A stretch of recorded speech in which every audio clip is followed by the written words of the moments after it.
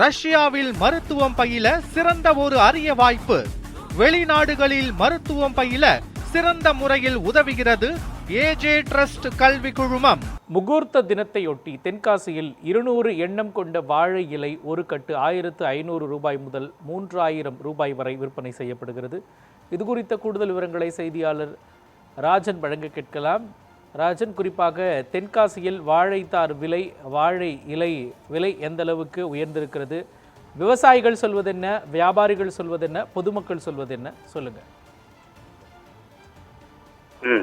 அதாவது மோகன், தென்காசி வலசை பகுதியில் செயல்பட்டு வரும் வாழைத்தார் சந்தைக்கு மதுரை, நாசரேத், வள்ளியூர் உள்ளிட்ட பல்வேறு மாவட்டங்களில் இருந்து வாழைத்தார்களை இங்க விற்பனைக்கு கொண்டு வருவார்கள். இங்கு ஏலம் மூலம் விற்பனை செய்யப்படுகிறது.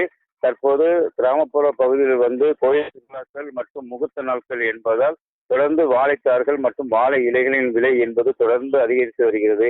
குறிப்பாக தற்போது மூத்த நாட்கள் என்பதால் 200 எண்ணம் கொண்ட ஒரு இலை வாழைக்கட்டு 1500 ரூபாய் முதல் 3000 ரூபாய் வரை விற்பனையாகிறது.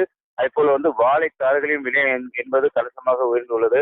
அதாவது வயல் வாழை ஒரு தார் 600 ரூபாய் முதல் 650 ரூபாய் வரை விற்பனையாகிறது. அதேபோல் செவ்வாழை ஒரு தார் 1000 ரூபாய்க்கு விற்பனை செய்யப்படுகிறது. அதேபோல் கற்பவள்ளி வாழைத்தார் 600 ரூபாய் முதல் 700 ரூபாய் வரை விற்பனை செய்யப்படுகிறது. அதேபோல் கோழிக்குடு வாழை, ரோபஸ்டா உள்ளிட்ட பல்வேறு வாழைத்தார்களும் விலை உயர்வு என்பது தொடர்ந்து அதிகரித்து வருகிறது. தற்போது வெயிலின் தாக்கம் அதிகமாக இருப்பதால் வாழைப்பழங்கள் தேவை என்பது அதிகரித்து வருவதால் தற்போது வாழைத்தார்கள் விலை உயர்ந்து காணப்படுகிறது. மேலும் அண்டை மாநிலமான கேரளாவில் இருந்தும் இந்த சந்தைக்கு அதிகமான வியாபாரிகள் வாழை தார்களை கொள்முதல் செய்து வந்துள்ளனர்.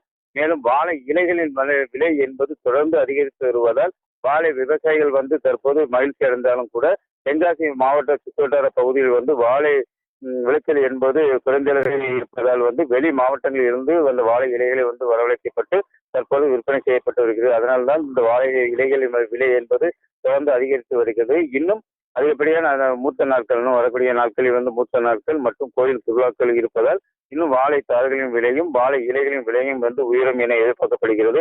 அதுபோல் பூக்களின் விலையும் கணிசமாக உயர்ந்து உள்ளது. இந்த நாட்களாக பூக்களின் விலை என்பது கொஞ்சம் குறைந்து காணப்பட்டாலும் தற்போது இந்த மூத்த நாட்கள் கணிசமாக உயர்ந்து காணப்படுகிறது.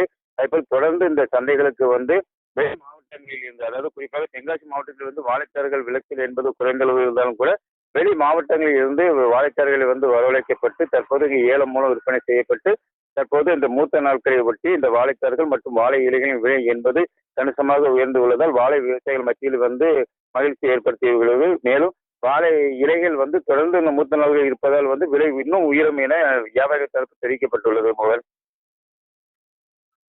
விவரங்களையும் காட்சிகளையும் விவசாயிகள் மற்றும் வியாபாரிகளின் கருத்துக்களையும் பதிவு செய்ததற்காக நன்றி ராஜன்.